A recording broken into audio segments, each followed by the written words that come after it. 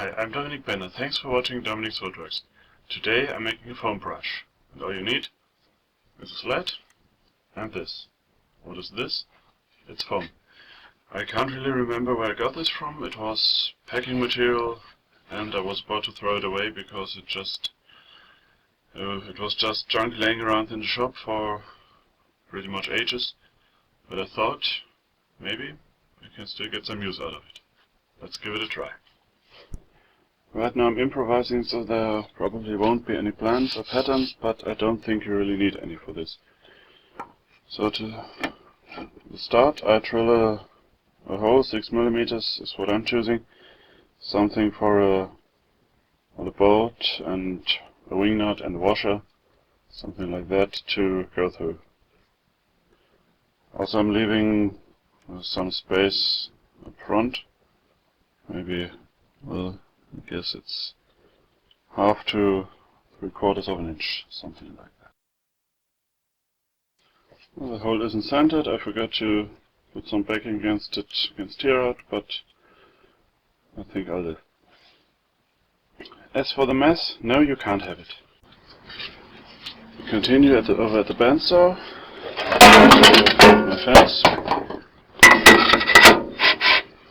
and I'm setting it to this way to roughly half the width of my sled, and I'm cutting till, well, slightly after the hole. Now I'm removing the fence and in the sled like this, but on second thought I'm using my miter fence.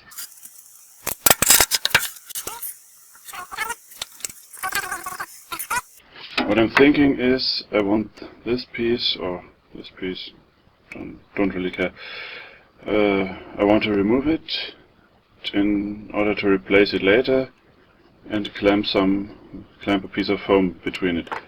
Could go at the right angle, which would be easiest, but I think maybe if I used such an angle, or for this piece like this, I could have a little more, some counter for my clamping pressure. I think I have to go a little further in for that, but that shouldn't be a problem. I'm making sure that I don't bend the blade.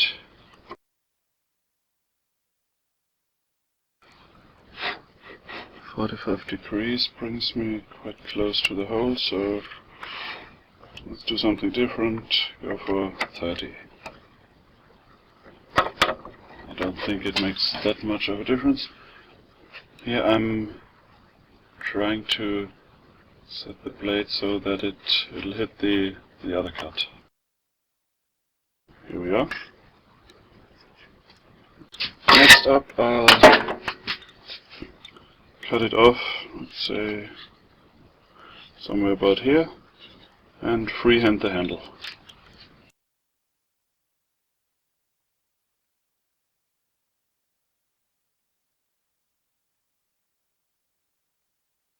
So that's probably something I should take over to the router table, and well, the template wouldn't hurt.